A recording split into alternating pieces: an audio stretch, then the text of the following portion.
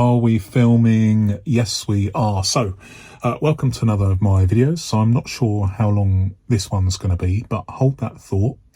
I have an explanation for you. Okay, so today I'm referring to I think this is a Buckingham model. It is one of my collection I don't use very often, but it is a 2ml 7/8 rings, so it's Moroccan leather, and I have some notes in here today.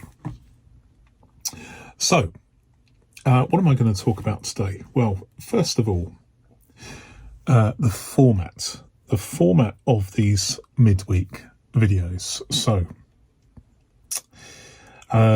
you may have seen my community announcement, community such as it is, talking about why I am now calling what I have been calling my midweek coffee break podcasts. My midweek coffee break videos. I'm now going to refer to them as my midweek podcast. Why am I doing that? Well, one of the reasons is everybody's coffee is getting cold. They were supposed to originally be something that I would do within 10 or 15 minutes, but I do have this problem, as you may recognise, that I can go on and on and on and on ad infinitum sometimes, and so I have been thinking about this because there are some of you out there that absolutely love the fact that I go on and on and on and on, and others are saying it's far too long. So I'm trying to satisfy the expectations of as many people as possible within this community-based subject that we're tuning in for. And so what I've decided to do is call this midweek video, which can be long and rambling, as a podcast. And I have in the past I have had a podcast, a proper audio podcast. About 12 years ago, when podcasts were in their infancy, with a friend of mine, we started the world's first consumer affairs podcast, which only lasted 3 episodes, but it was great fun. And so I haven't really thought about podcasts since then, but as we know, podcasts are a huge thing now. And what triggered this was the fact that as you may know, YouTube are encouraging people like me to use a podcast format, a video podcast, if you like, where you can watch, but also you can turn your screen off, maybe listen to it in the car, or maybe listen to it as you're going to sleep if it induces you to slumber. So what am I going to do? What am I going to do? How am I going to cater for those people that want short, sharp videos packed with facts and opinions and hopefully entertainment, who might want to have them as coffee break links? Well, there's 2 things I'm going to do. One is I'm going to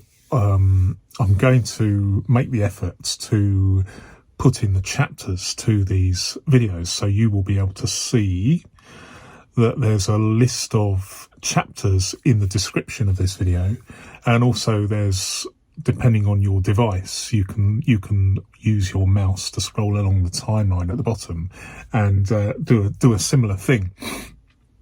But I'm also going to explore, I'm not saying I'm going to do it, but I'm minded to do it, some YouTube shorts, which are these short videos in vertical format, a bit like TikTok, and Instagram Reels. Although I'm out of my depth there, I don't do Instagram Reels, and I don't do TikTok. But they will be less than 60 seconds and get those facts and ideas in Prayseed format, which I'm going to run alongside these long, rambling podcasts of mine. And of course, I tend to do reviews and mail times, and paper-based productivity stuff at weekends, sometimes one video, sometimes two. I think the most videos I've done in a weekend is 4, but that's exceptional. I don't really do that many. But we are already halfway through what was a coffee break, and I haven't even got started yet. But hopefully there'll be something there for everyone as I engage more fully with this thing. I'm feeling really, really well at the moment. Thank you for those who have asked. And so I'm basically making hay while the sun shines.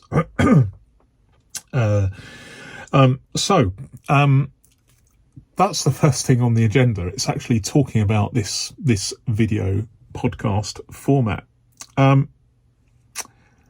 This is a leather issue, I suppose. That's the main talking point today. Because let me quantify the whole leather thing. Okay, so I'm a big fan of vintage filofaxes, which are mainly leather. I don't have an issue per se with leather on the grounds of it's so difficult. I don't want to I'm definitely not going to go into the animal cruelty thing, but I just hope all those calves have died of natural causes. That's all I can say. But the way I see it, it is a byproduct of the meat industry, and so we're making the best use of materials available. I know it's a contentious issue, but I'm just putting it out there. For me, I don't have a problem with using leather as a byproduct of the meat industry. And I'm not a vegetarian, although I do try and eat as little meat as possible. I eat more chicken and fish than red meat these days. But I have an open mind, and I'm not a vegetarian, and obviously I'm definitely not a vegan, but it is what it is. Okay. So this leather thing fascinates me in terms of the how it pertains to flatability, the different qualities of leather, and this I wouldn't say it's obviously not the main focus of my life, but it is one of those things that I find interesting. Not only the different types of leather, kid leather and calf skin and Morocco leather, which is goat skin and reindeer skin, and in particular the different types of calf leather, if you like, or cow leather.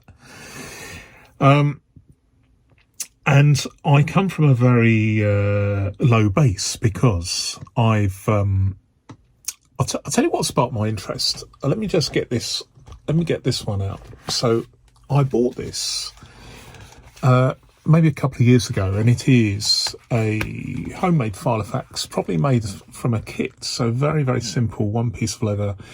And I didn't make it, but the person I bought it off did. And it's a substantial bit of leather which will probably still be around in 200, 300, 400 years, so long as it's not treated poorly. And I thought, how easy would it be to make my own filofax? I've not got round to doing that yet, but I will do it. And I've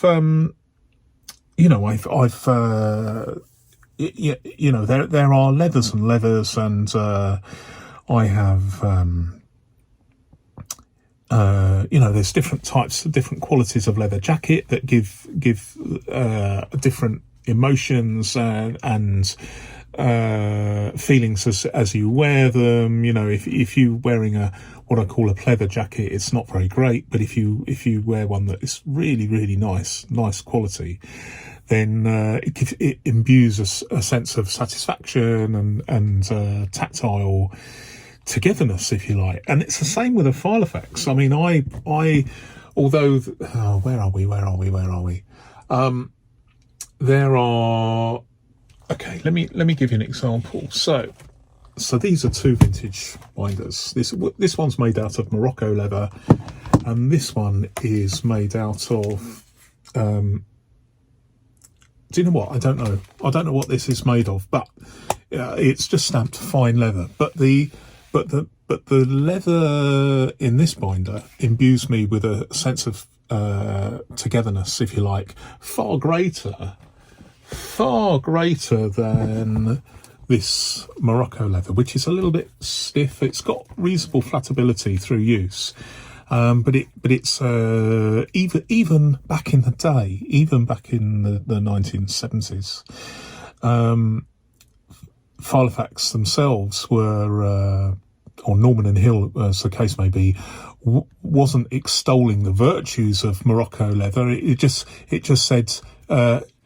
It just described this as a cheaper alternative, So even there wasn't any marketing hype back in there. It was just okay. If you want a working tool that's more affordable, that's cheaper, then use this Morocco leather. It's cheaper, cheap. So it is a thing that is multifaceted. This whole thing about leather, and I have been thinking about this, and I'm kind of going on I'm embarking on a journey, even though I didn't know I'd started that journey. I want to make it my business to learn as much as I can about the leathers used in binders, mainly filofaxes, but there's other binders available, of course.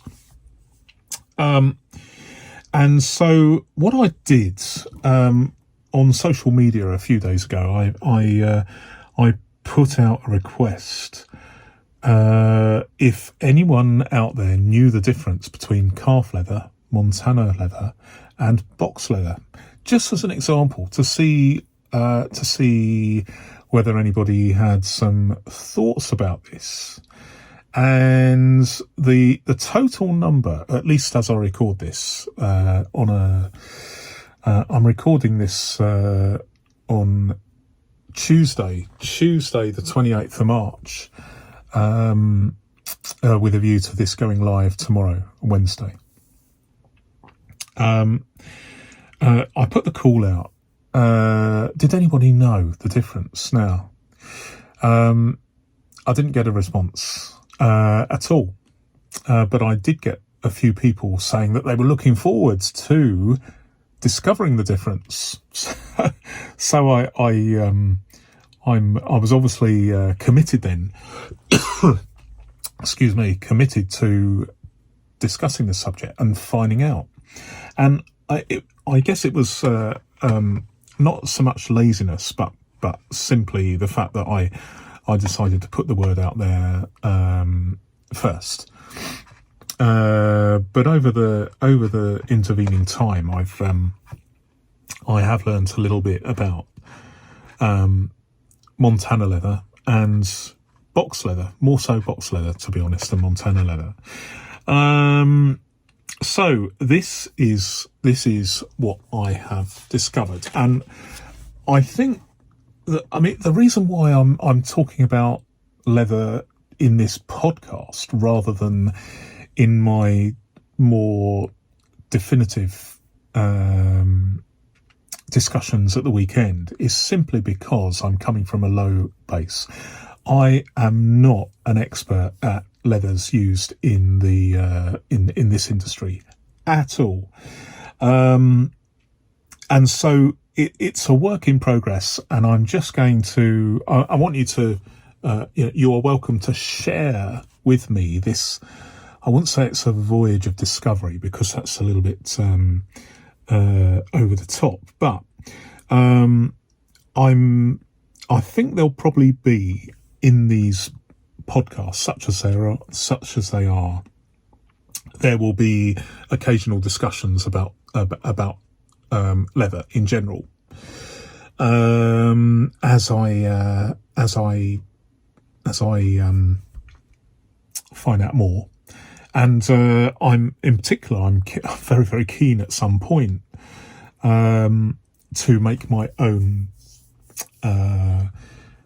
binder in the form of in a similar format to a filofax. Although it's probably going to be easier for me because I'm not a fan of pockets or fasteners or zips. So it's probably going to be more like this than something with a load of pockets. But I want to learn more about leather, and I'll tell you what I have found, and that is there's an awful lot of marketing going on, and I'm not just talking about filofax. I'm talking about people, whether they make sofas or wallets or leather goods or indeed binders.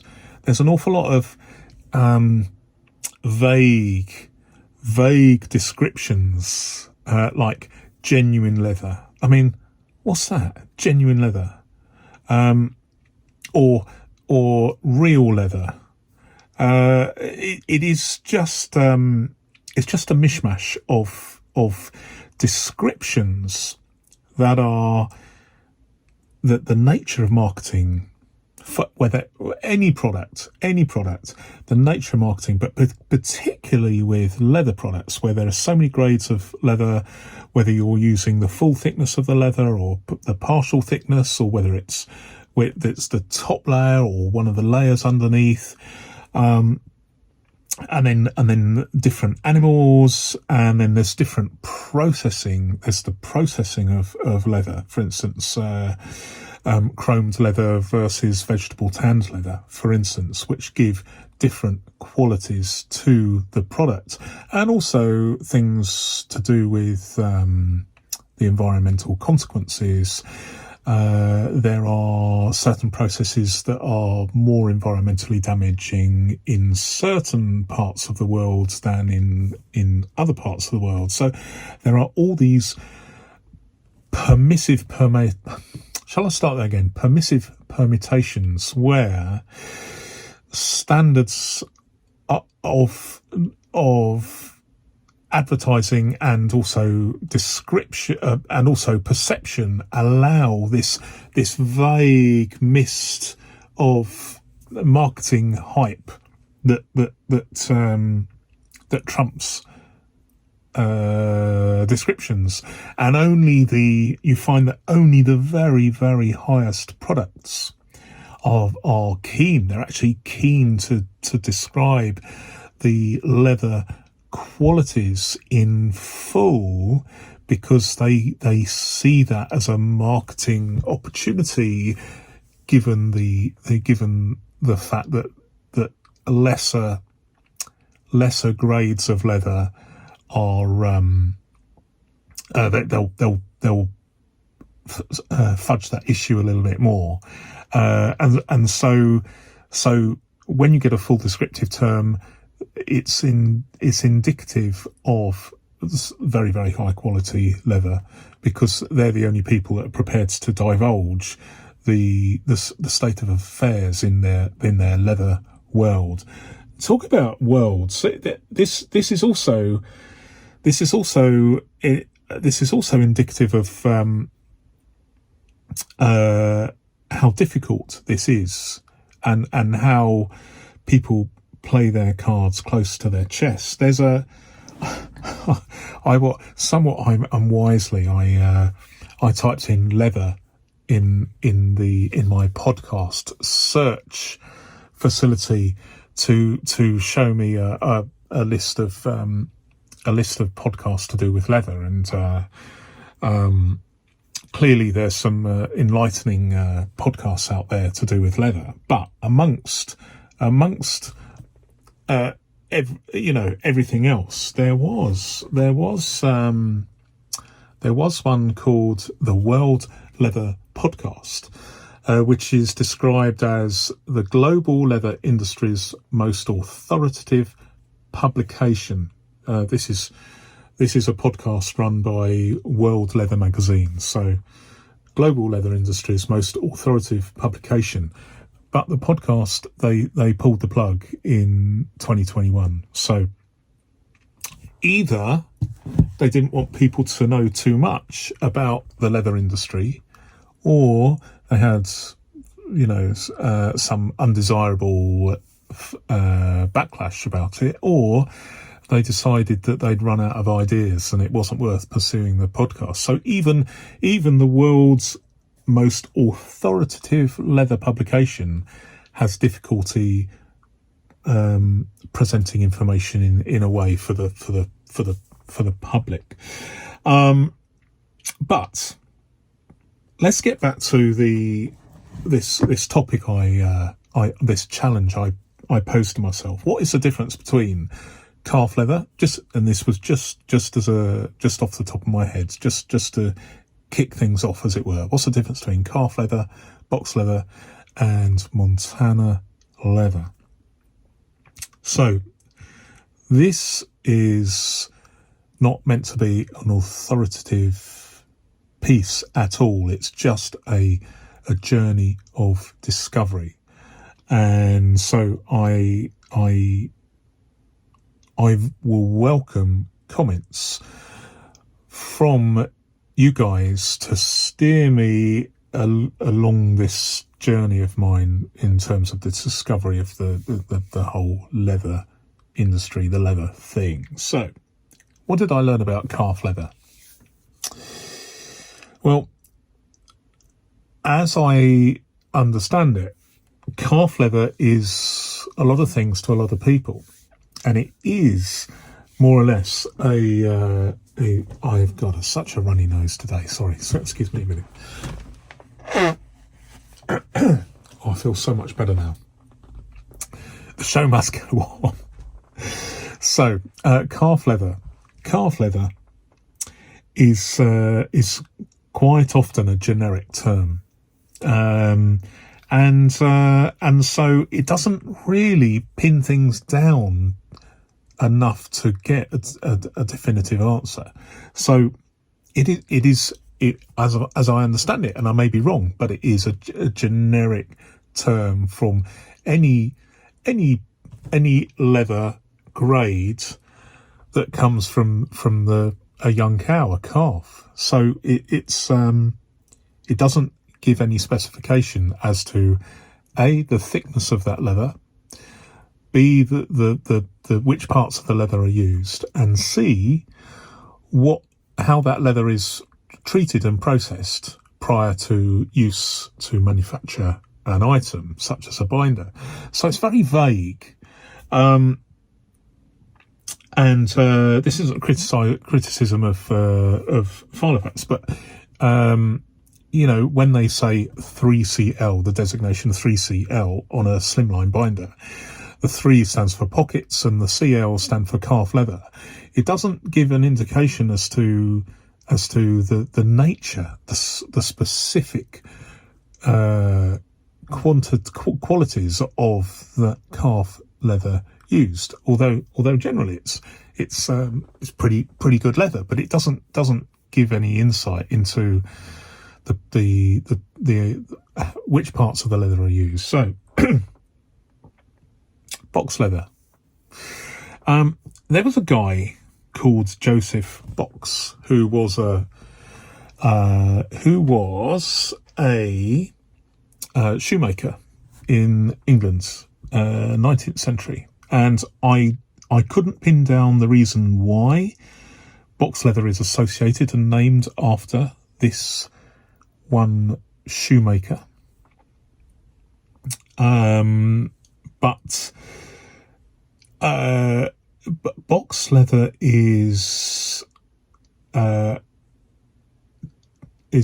used for. There's a lot of box leather around, It's used for all sorts of things, particularly shoes, bags, sometimes binders, and there are some filofax binders made of box leather, as I've been discovering, because I've been creating this database of models through the years, and I'm kind of only a third of the way through it, and I've come across some models that were made in box leather in certain years, and so that was the box leather thing, and the Montana leather thing was what triggered my query for this week. So what is box leather with regards to the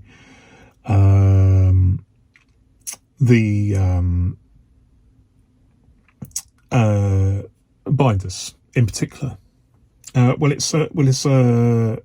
It's a chromed leather as opposed to a vegetable tanned leather.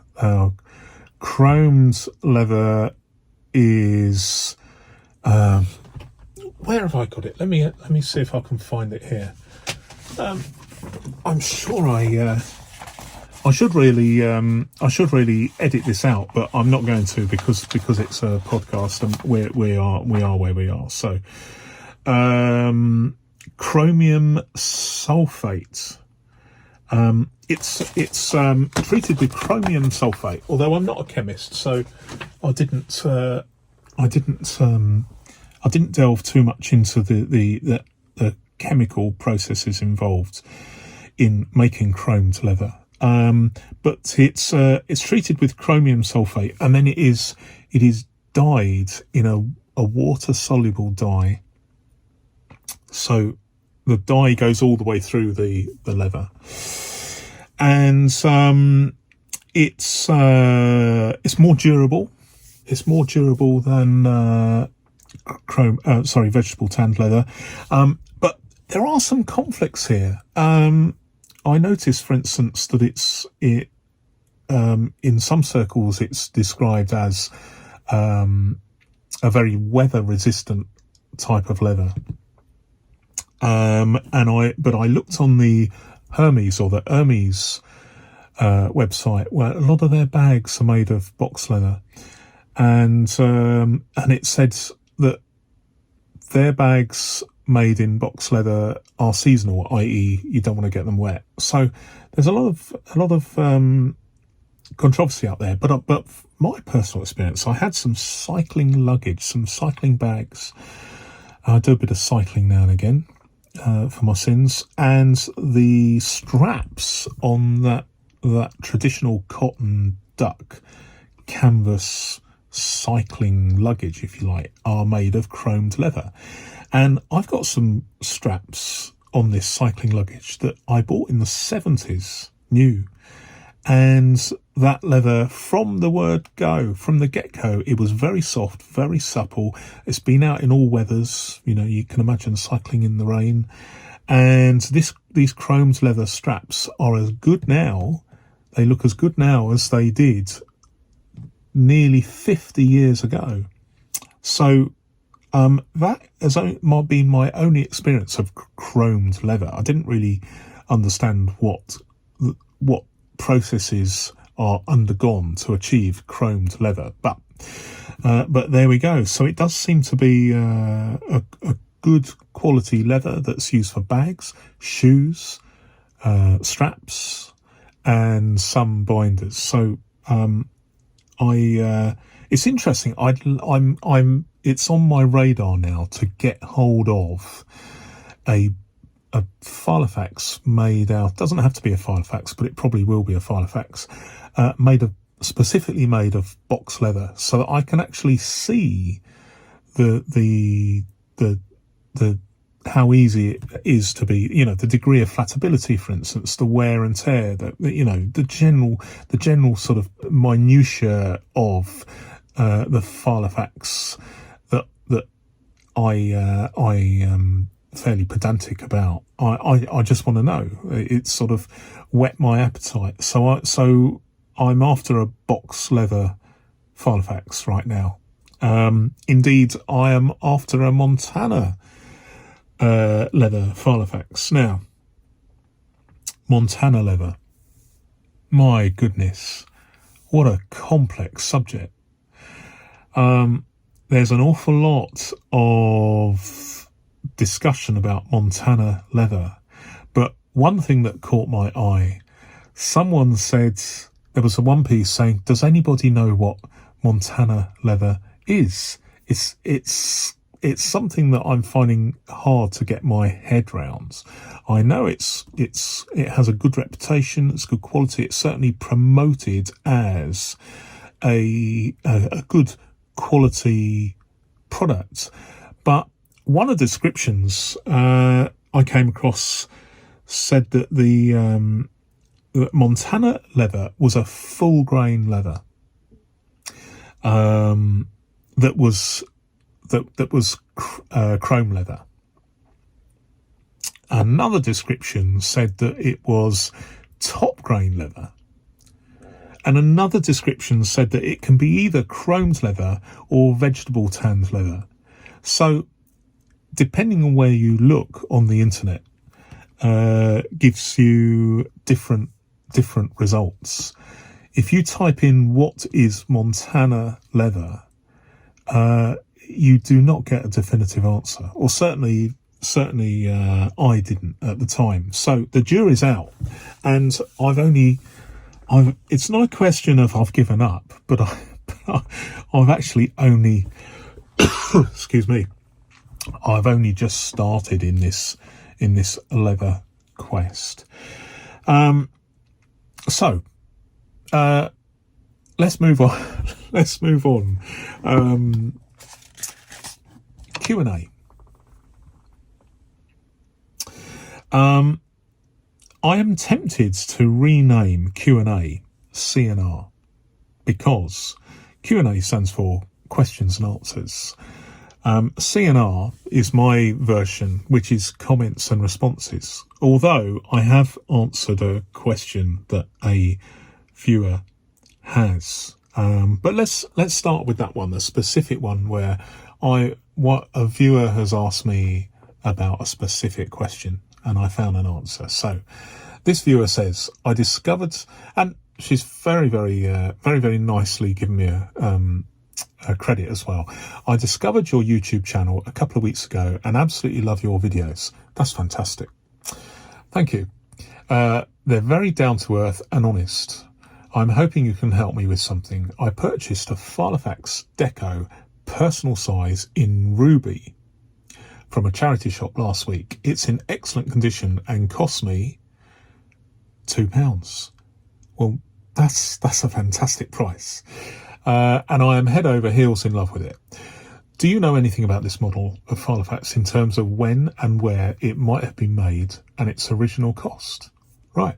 Well, I don't know when and where it was made, to be honest, other than it was not made in the UK.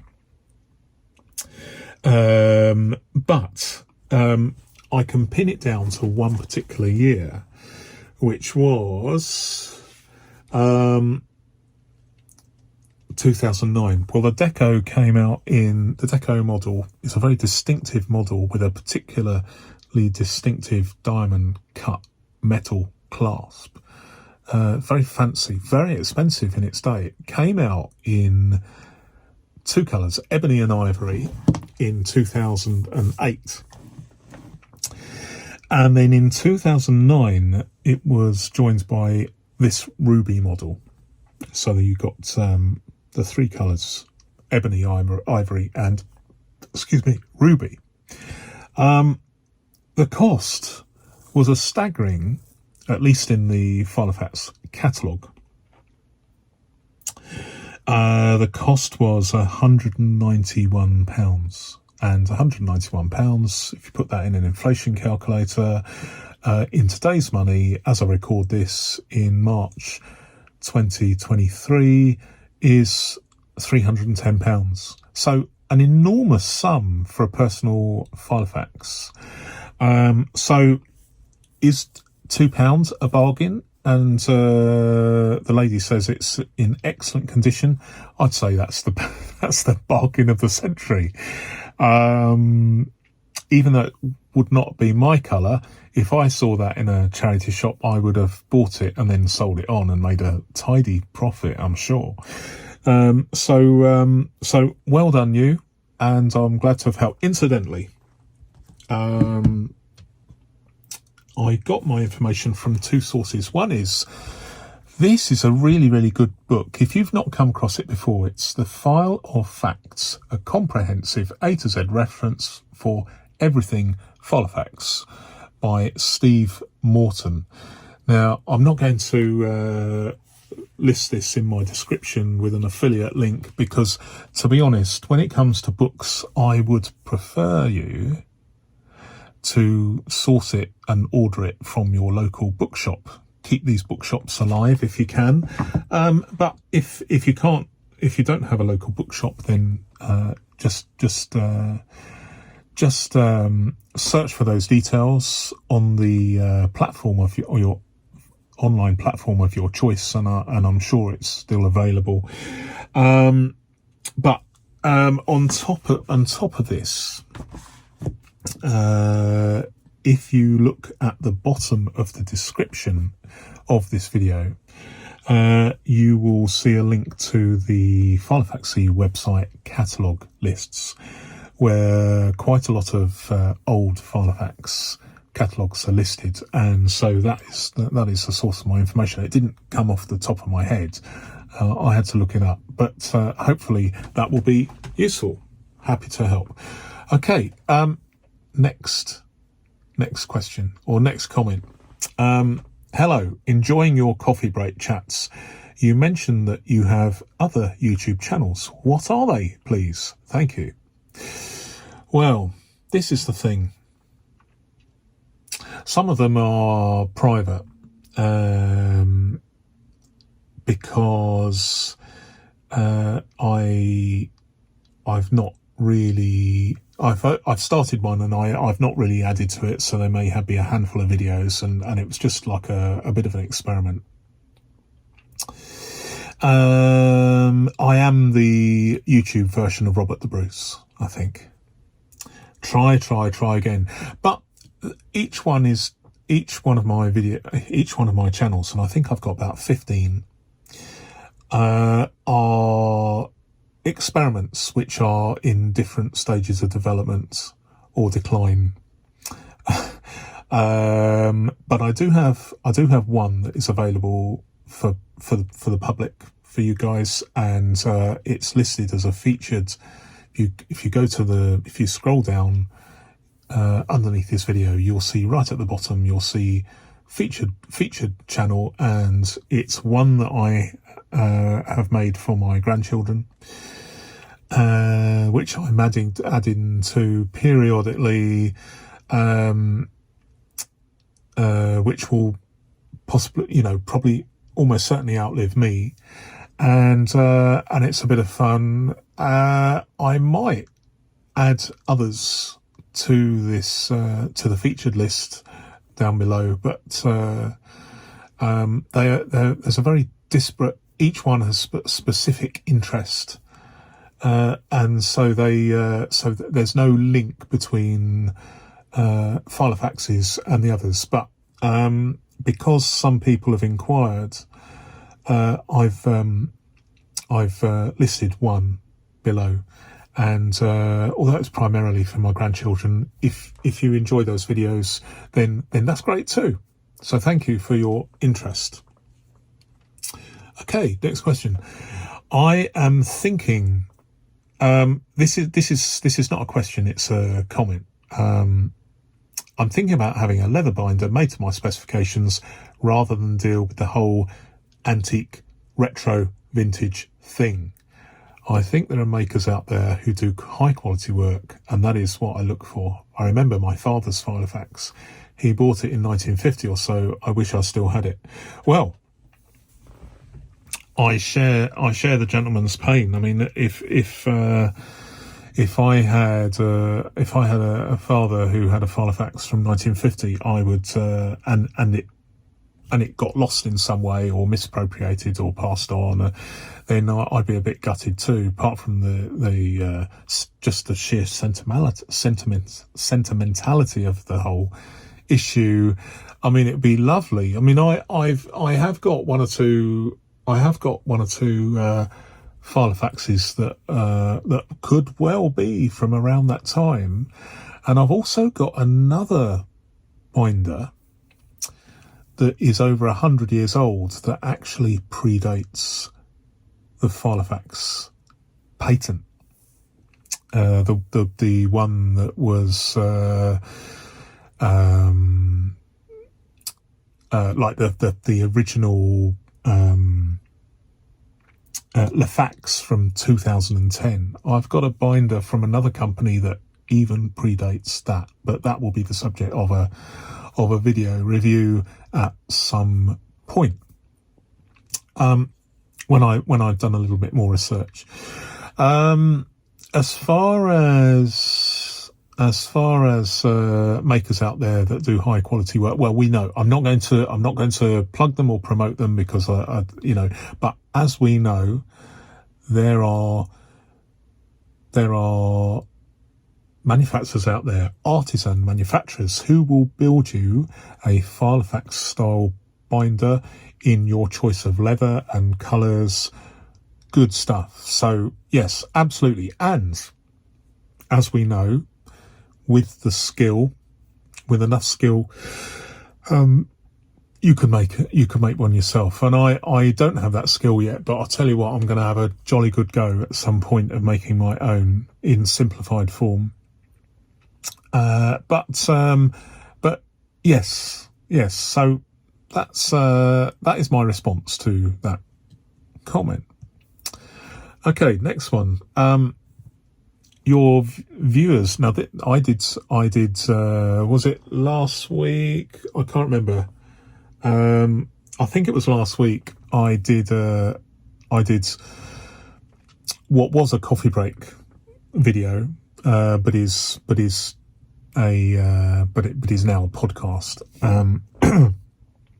That is my description, and I'm sticking to it.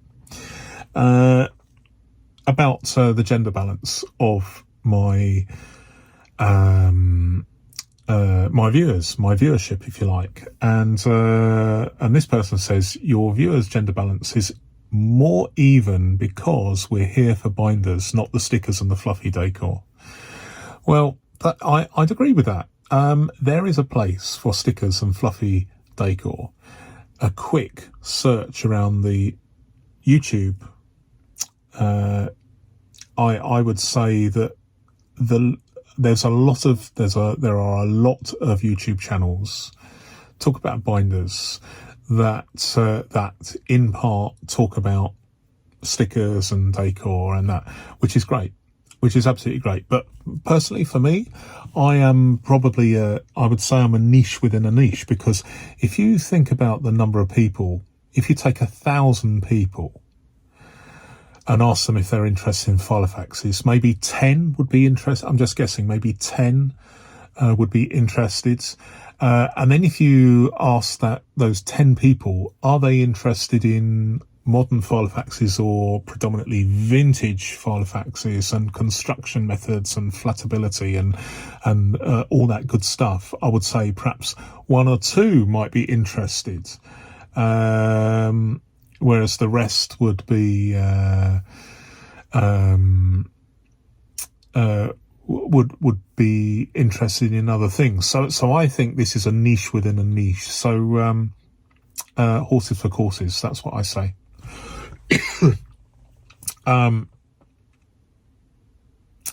They go on to say another vintage binder in the making is the original. So they're now talking about the whole vintage thing, which I've been discussing over the last week or two. Possibly. Now, as we know, the original is a bit of a misnomer there. So Filofax introduced a few years ago this binder out of the blue called the original. which at the time I found very, very confusing, because I find it very, very hard to get my head round the fact that a company introduce a product that is not original, but they call it the original. Companies can call it the XYZ123 binder if they want. So Filofax called it, the Filofax brand called this binder the original. And as I understand it, it's made in the UK, so we'll return to UK manufacturing. I think the first ones were made by outsourced to the was it the Cambridge Satchel Company? I can't be absolutely sure, but it has that sort of satchel leather quality to it. Seems to have, I haven't got one yet, but it seems to have good flatability. It has potential maybe to be a vintage binder in the fullness of time. The jury is out, but most people I've been chatting to think that there needs to be a certain amount of time. Whether something is described as vintage or not depends on the quality of the item, and also the fact that a certain amount of time needs to be passed. The vintage hasn't been out for more than a few years. I think it could be. The one thing that maybe in 20 years' time it might be deemed a vintage item, possibly. My gut feeling is 25 to 30 years is the or more is the age requirement, and then on top of that you've got other requirements as to the quality and the sort of definitive nature of the design. One thing that would put me off and perhaps preclude it from vintageness would be the use of elastic, because I feel that, let's have a look, see if we can find one. Okay, so, oh no, not that one. Let's try this one. So this is a Finsbury. Okay, so this is a Finsbury, and it's got this elastic. Now, not just ignore the fact that it's really bashed up and it's not great, but it's got this elastic pen loop, and it's dirty and saggy, and even if this pen loop was attached to a pristine, amazing binder from say 30 or 40 years ago, that was the pinnacle of Filofax design, if it had an elastic pen loop, which by very nature was saggy and dirty, and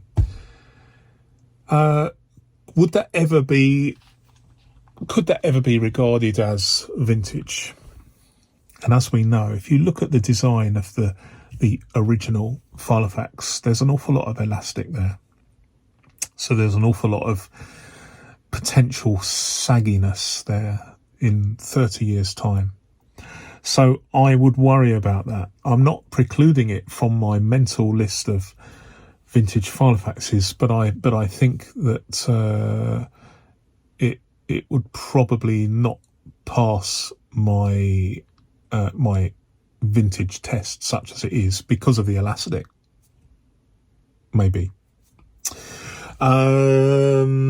Okay, so this person goes on, and pencils. I rediscovered the delights of writing in pencil a couple of years ago. And I was talking about pencils and how I was delighted to receive a where is it? Oh, come on, Neil, find it out quick. Okay, so this Goldwing pencil, which I've yet to I've yet to use, but it was sent to me by a very, very generous reader. So that's where that stems from. And the viewer finally says, my coffee's gone cold. Well, this viewer doesn't know it yet, but her comment, my coffee's gone cold, ... was one of the reasons that started me thinking about this whole midweek coffee break thing in terms of timing. I mean, here we are, 50 minutes. So last week's was 45 minutes, and I felt really, really guilty. And do you know what? It's a breath of fresh air because I'm at 50 minutes now. I know that I'm going to be doing chapters for this video, and I know that I'm going to cover my bases, and I'm going to do pre-seed versions of this filofax in the form of either vintage shorts or much shorter videos. So I don't feel it's the length of time to be an impediment to this midweek thing anymore. So thank you very much for whoever this person is. Thank you very much for helping me to come to that conclusion. I appreciate that. Okay, so we have three more questions, and then I'm going to be talking about. What am I going to talk about? Sorry, environmental issues. That's right. So could be a little while longer. So bear with me. Okay. So, well, that's interesting. I wonder if this is a larger trend across agendas and diaries as a whole. I get why filofax aims their products primarily at women these days, but I'd like to see more unisex or male-focused models and accessories. Got it. So this was another comment that was triggered by the whole gender issue, where I showed that as far as my stats are concerned, there is an equal split between male and female viewers. So it is true. If you go back, there has been much discussion on the internet over the last 10 years at least about the fact that filofax have had several marketing campaigns which are clearly aimed at women, and there are lots of products that are aimed at women, like the filofax deco that I had to research for this viewer. Do you know what? I think that if they were all black and brown and aimed at men, that would be incredibly sexist, wouldn't it? I think they had to move with the times, and moving from an item that was predominantly a working tool and making it what some people regard as a fashion accessory was a clever move. And we all know that filofax nearly went bust. Not necessarily went bust, but we know at one point their target market were teachers, the clergy, army officers, estate agents, and a few others. Well, that's probably the reason why they were not doing so great. In fact, I don't know whether this is true, but I know that who was it? Let me. I'm just going to pause this a sec and check, because this was a really interesting topic. So I'm going to pause it now. Okay, I'm back again. So, there's this guy, David Collison, who I believe started as a fruit and veg market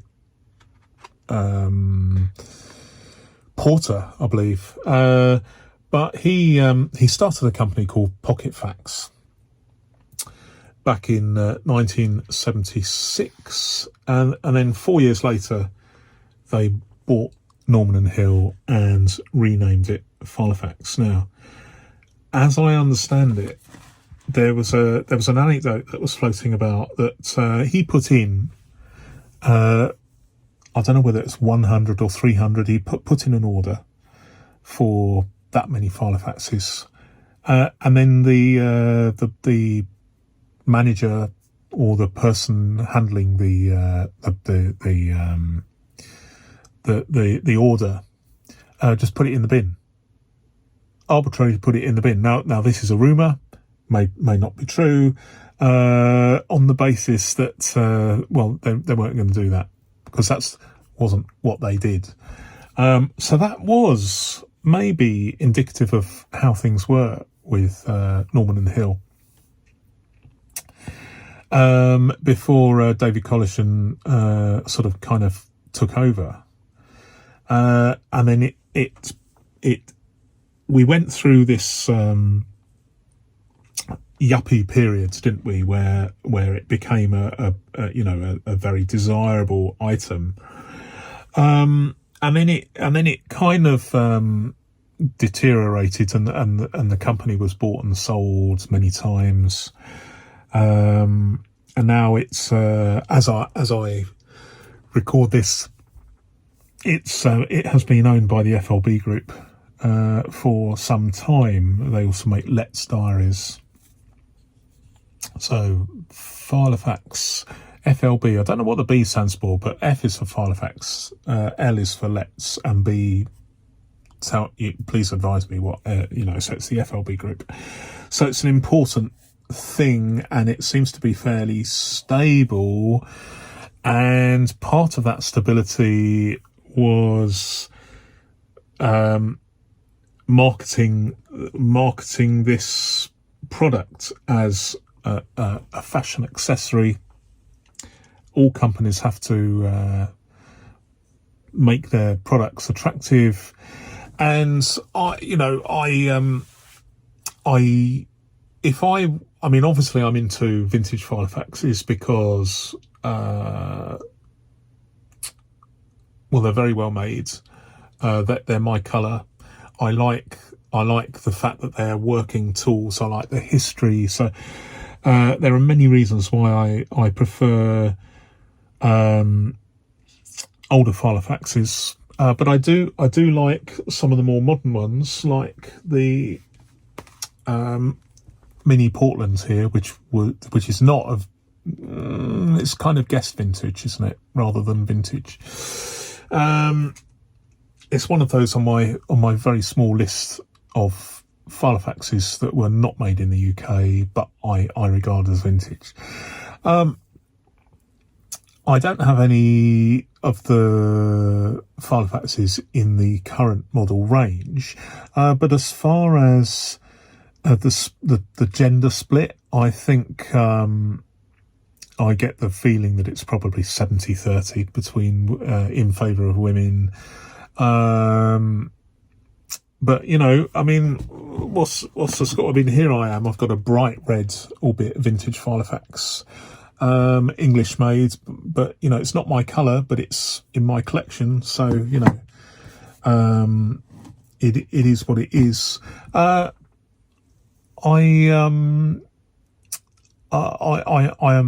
waffling a bit, but this guy says, and I'm assuming it's a guy, he says, I'd like to see more unisex or male focus models and accessories.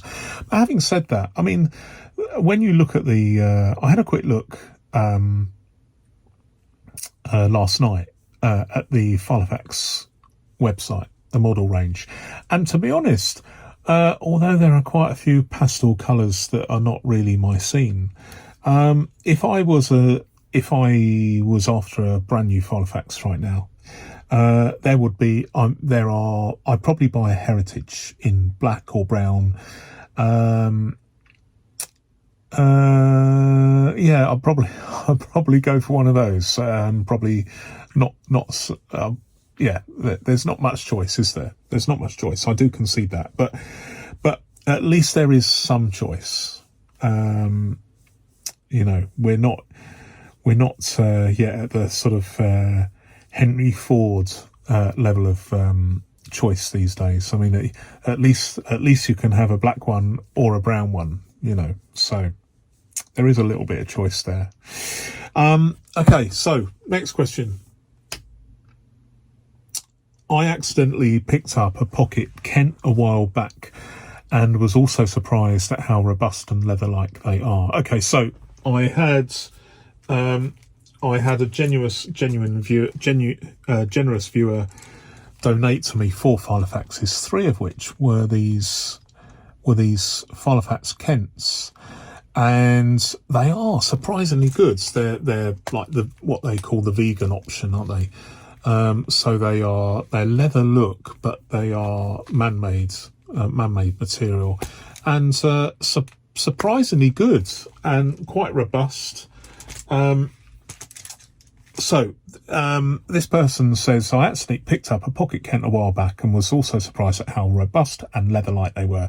Definitely a workhorse filofax. My take on the QC, the quality control letters, is that they switch to the last letter, being the year, at some point, and that would make it something like 2004, 2005 by my reckoning. My own one was DKN. Now, these quality control codes, which started around 1993, the general consensus is that the first letter denotes the model year. So A would be 1991, etc. But it doesn't always fit the bill, and the general consensus is also that filofax don't want us to know, so they may be moving it around a bit, and certainly now they're moving it around a lot, perhaps. So the jury is out. But this thing about the quality control letters fascinates a lot of people, to the extent that there are people out there right now who are asking for QC codes, quality control codes, so that they can compile a definitive database of these binders to not only find out when they were made, but also, certainly more interestingly for me, where they were made. And I would love to know that. I would love to be able to find out. I would love to be able to be a fly on the wall, whether it be China or India or I mean, it's open to conjecture, but some other places in the Far East where filofaxes are currently made, and see I see photos and videos. I'd like to see how they're made and how long it takes them to be made, and how much these people are paid to make them. All the sort of things that people find interesting. There is a huge issue, particularly with clothing, in terms of are these clothes made in sweatshops or in dangerous working conditions, etc. So I would like and hope that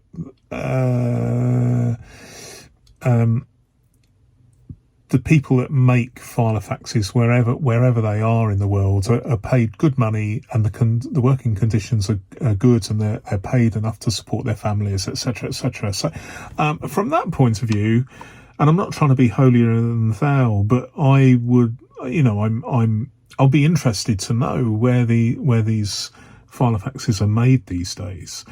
But the jury's out on quality control codes. Obviously, it's a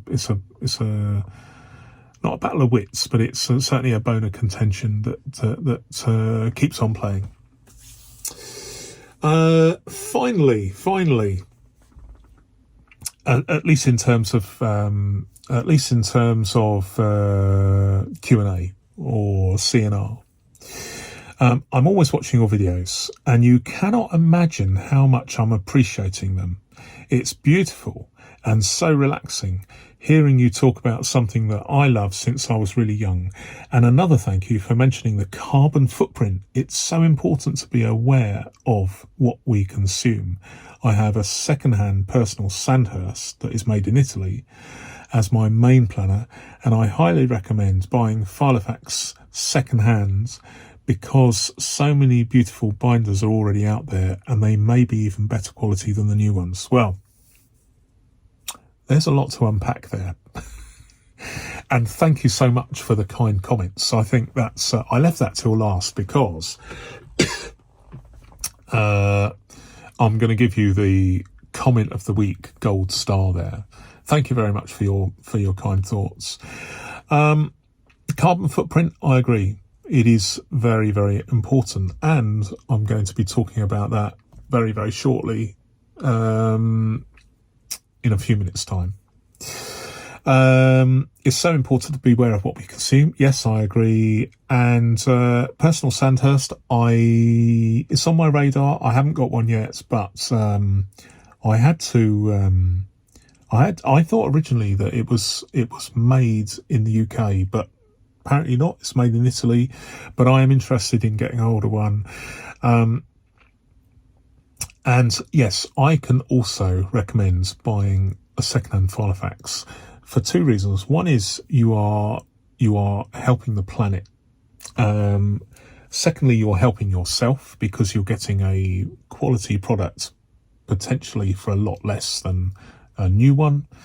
And thirdly, is specifically down to flatability, if flatability is something you desire, because when, for instance, when this filofax was new, Moroccan leather is very, very stiff, and it would take a while for it to become as flat as this one. So from the purely flatability point of view, I would say that that's one of the reasons why I prefer filofaxes. I mean, look at this one. This is old and battered, but it's beautiful.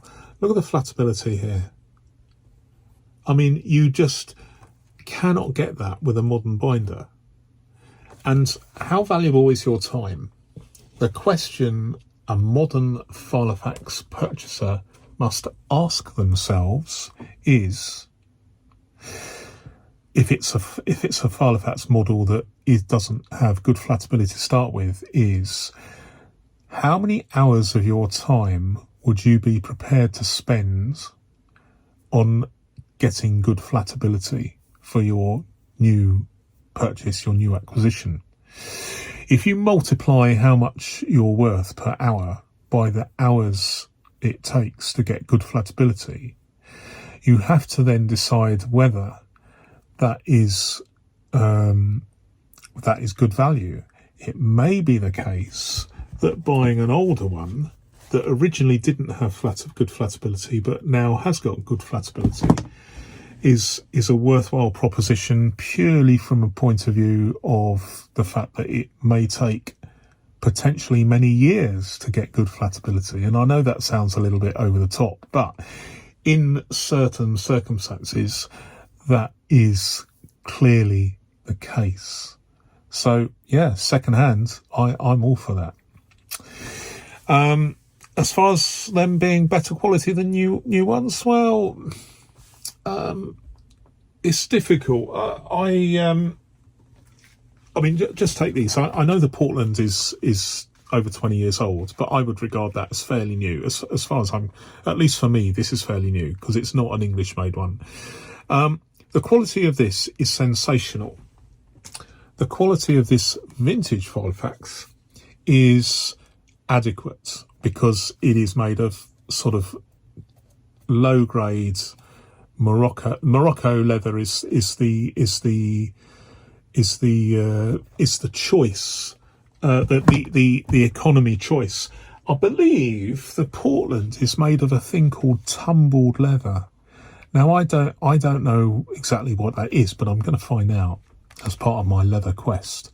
But I've always been a fan of, I've got several of these in pocket and mini, personal and personal grand. They, as far as I'm concerned, are just about the top of the tree when it comes to quality, and they're not even made in the UK. They're made abroad somewhere. So it's not necessarily the case that just because they're made in the Far East that they're lower quality, because the specification almost certainly is not drawn up by the Far Eastern factory management. Filo-fax didn't go, oh, can you make me some filo-faxes, please? The specification is drawn up probably in the UK, or there's a design agency authorised by whoever is in control of filo-fax at the time. And so they're being made to a specification. So this probably is made in this is probably made in China, and yet the quality is exceptional.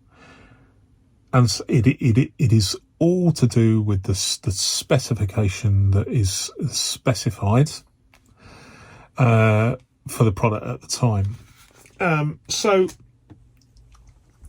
is it possible for Filofax to make ultra high quality binders? Yes, it is. It's a question of whether there is money to be made out of that. You know, if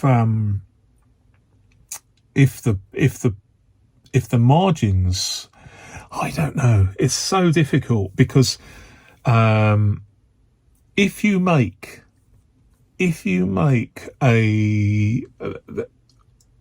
there are certain models made for the Japanese market that we don't see in the UK, where they are facsimile models of binders of yesteryear, like the Winchester, which is the classic vintage Filofax, that are very, very expensive, only ostensibly available to the Japanese market, stationery is very, very big in Japan. What if that model was a more viable? Just take that. I believe they were the equivalent of £400. So it's unfair to compare that very, very high spec facsimile model to something like a Heritage, which is marketed as high spec in the UK, other countries elsewhere, but in terms of how much it costs, well, you know, you're not really comparing apples to apples. I have if you take this one, for instance, this is an Amiga Agenda. This is an A5 version. Well, if you go to the Amiga website, they don't make this anymore. They don't make it in A5, but they do make it in pocket size and personal size. But they are even in personal size, they are several £100s. Would someone pay that? I mean, let's just say, for the sake of argument, if Filofax made an A5 binder that was £450 in this quality, in this amazing quality, it's just simply exceptional. You can't really beat this, but very expensive. Would people buy that? If you went into your local John Lewis store or your WH Smith store and you saw this fantastic binder, would you pay £450 or £500 for it? There wouldn't be quite so many people who wanted to invest their money into something like that. And the other thing is, if you've got something like this next to Heritage, and the shop display is showing a Heritage or a Norfolk, you know, which is another model that's recently come out, and people are looking through them, and they look at this, for instance, and where it's got the flatability is amazing, and you've got the whole it's a very, very laborious, labour intensive construction method with the finest leathers.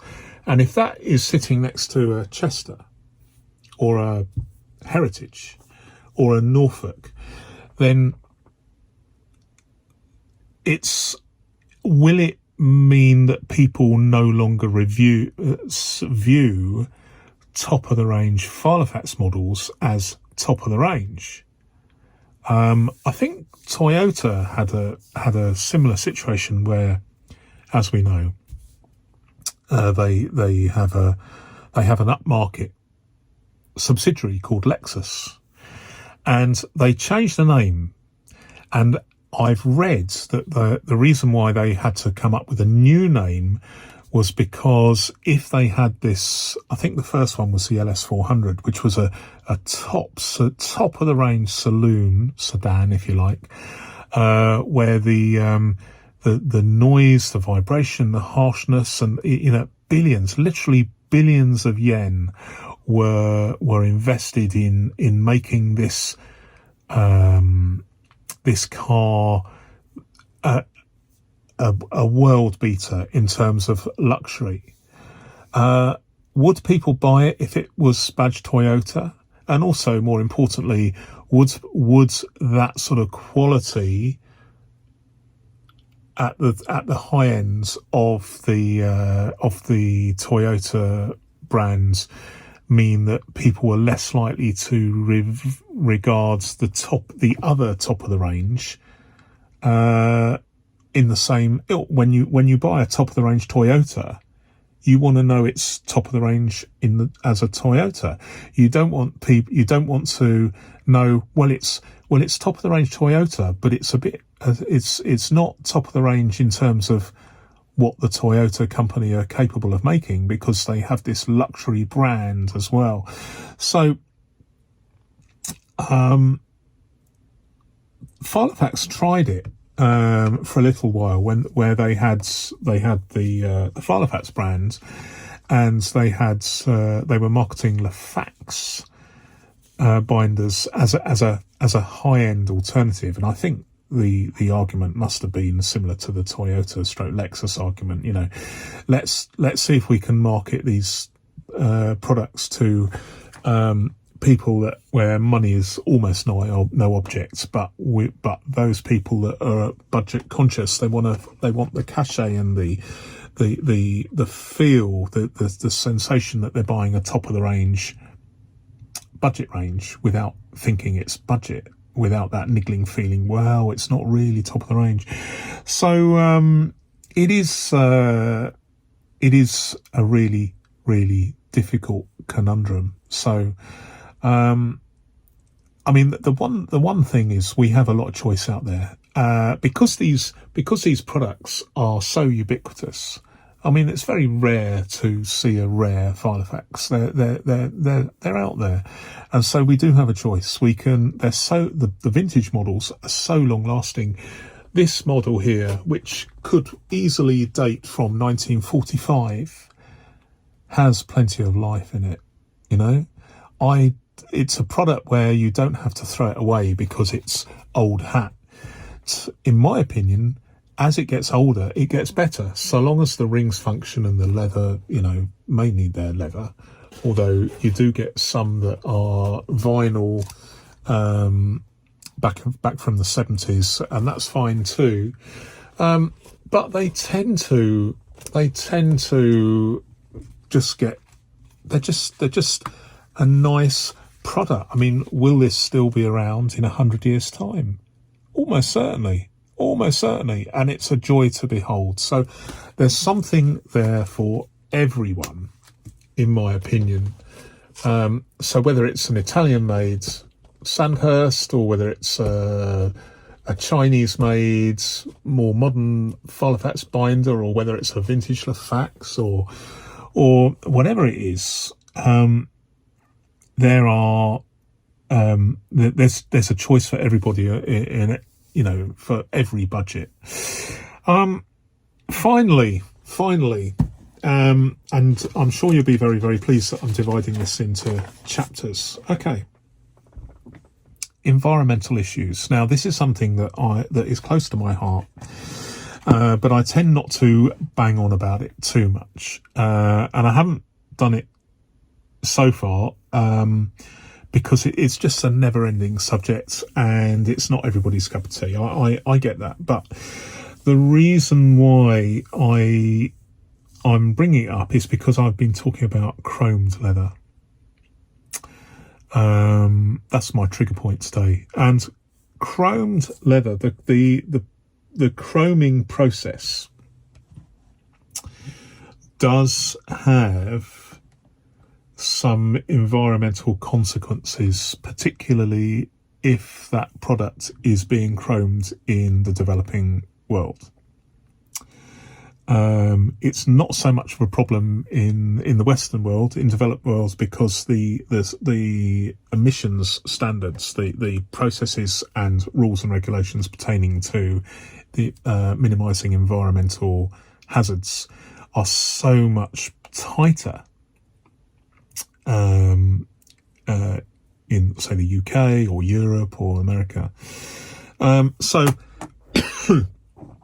this is an issue for products made in the developing world, and so we need to, whether it's a binder or a car or whatever it is, or a carbon bicycle frame or a t-shirt made in certain countries, we need to increasingly be aware of this and help. We need more information so we can base our purchasing decisions on effectively a more informed choice.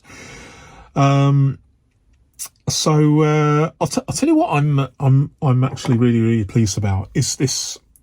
They're not my colours, so I will not be buying a binder from the new Eco Essentials range, but I am, as I've mentioned before, I'm really, really pleased that there are some interesting developments, and long may that continue. Alas, I haven't yet had an email back from filofax. I did email them. I did ask them last week whether they could give me more details, particularly about the carbon footprint of the new Eco Essentials range and how that compared to, whether there was any improvement in the carbon footprint. But it is what it is, and there is a possibility that my email has somehow got lost or something. But it would be nice if anyone's listening to this from filofax, if they could get back to me and give me a little bit more information. I have some thoughts about how we could improve the carbon footprint of, in this case, binders in general. And I don't just mean filofax. I mean there's lots of different binder manufacturers out there, and these suggestions are applicable to any manufacturing company. The first one is longer guarantees. Now, I know that's a risk, but the idea that we can make things in the Far East and then ship them halfway around the world and then distribute them here is better if the guarantee is longer. So if you can extend the length of the guarantee, it incentivizes the manufacturer to make the product stronger or more reliable. And here I'm talking about the quality of the rings, and also this also pertains to better quality assurance as well. I know QA is expensive, but is the process, or is a policy where things get shipped out with damaged rings are good for the environment? Well, clearly it isn't. It's better that rather than that product shipped to the end user, who is effectively doing the quality assurance and then returns it again, and then they get a refund or they get sent another binder. It is much, much better that assessment of, for instance, in this case, the rings, is done in the factory rather than wait until it's halfway around the world and then the process of, okay, there may be the profit margin to have a policy like that, and it's good that manufacturers, good that companies, retailers have a no quibble guarantee, which is quite common, especially in the UK, where retailers are pretty good, whether they're online or in shops. They tend to be pretty good with replacing products that are damaged. But I personally think we should all be upping the gear and getting that quality assurance done at the factory gate, or before it crosses the threshold and gets onto the truck, from a point of view of the environment. And so does that mean that things will go up in price a little bit? Maybe a little bit, but also the cost of administrating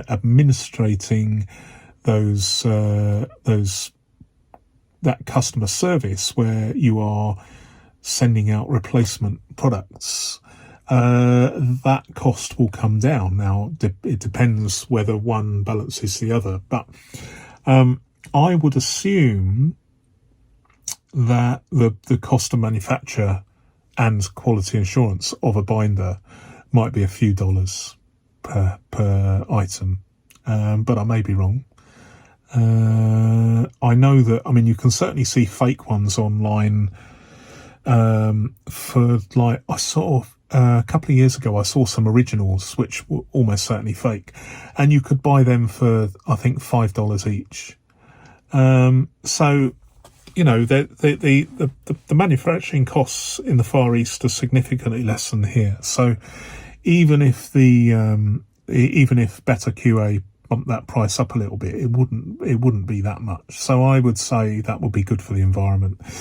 Product life expectancies. Well, and I'm gonna end here because I've not really mentioned this before, but it is close to my heart, and that is, you get this.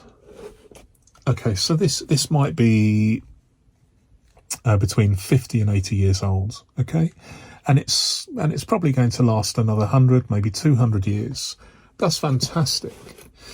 And this isn't like some luxurious product either. This is a hardworking business working tool, nothing fancy, and it has potentially. The Gilmex rings on that are superb. I wouldn't be surprised if that outlives my great grandchildren. But then you get a product which is also a basic model. So this is I can never remember this. It's the Finsbury. Okay, so it's a bit rough and ready, and it's although I'm keeping it for reference. Most people, when it gets to this sort of state, what are they going to do with it? They're not going to use it, are they? They're going to chuck it away. Especially if it's made of leather that, where you can see there's like, it looks like cardboard underneath, but it's getting really, really bad. Most people, look at the edges there, the corners where they're completely worn through. So this leather is only a superficial leather, that's a very, very thin sliver of leather material that is bonded onto a man-made subject, that where at the wear points it is getting to the point where anyone that's interested in the aesthetics of the product might chuck it away. If someone had one of these, which is my Guildford Mini Extra Slim, notwithstanding that, in my opinion, it's the best form factor of any filofax ever made, I think I'm a special case, in as much as not many people would just put up with this. I do, because that's just me, and I'm more interested in the form and function than the aesthetics of a binder. But there's if you take this, the bottom line is, what is the carbon footprint of a filofax here that might last 200 years compared to a 200-year periods where someone, obviously we don't live to be 200 years, but over that 200-year periods, how many of these will be bought by a parent, child, grandchild, great-grandchild, great-great-grandchild, great-great-great-grandchild? 200 years is potentially 8 generations. 8 generations over 25 years each, the sort of reproduction average cycle, 25 years. So that's 8 generations. And I'm not saying that anyone's going to pass things down, but they could. I could pass this to my child's, and then the grandchild, and so on and so on. This could last 8 generations, and it won't be that long before I have great grandchildren. So it is something I could potentially pass through the family. And so when it comes to carbon footprints, what is better to make a product that could we're not talking about something that has a limited lifespan like a mobile phone. We're talking about something that could potentially last 200 years, so long as the design of the product, even using basic materials. And I know I'm banging on about this, but there's nothing fancy about this, and yet it's probably 70 or 80 years old, and it could easily last another. It could last 200 years, and the carbon footprint over those 200 years is, I would argue, it's so difficult to calculate, immensely less than a product such as this, which is a basic model. It's a basic model, but it's just that the materials used lend itself to being thrown away, and another one bought, and another one bought, and another one bought. If that lasts, I don't know how old that is, let's say 10 years. So let's say over that 200 years, let's say within that family or that chain, 20 binders are bought, compared to one binder made by filofax sort of 70 or 80 years ago. I would say that the carbon footprint of a vintage binder is significantly less than binders that only have a limited lifespan. And the other thing I would say is the way to, and I'll just finalise with this, because we're up to 1 hour 33 minutes, which I feel okay about. I was really guilty last week when I did 1 hour 45, but here we are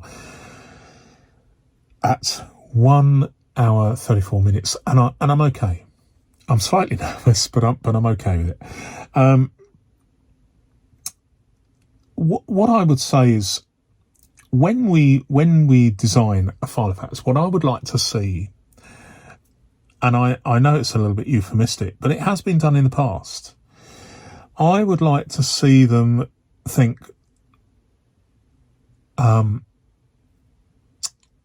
this is my best analogy. So when they design a new car, they test it and test it and test it in harsh conditions. They go up to Sweden, they go into the deserts of Morocco, they test and test and test this car, and they put 1 million miles on a car to see how it copes with the wear and tear in an accelerated way.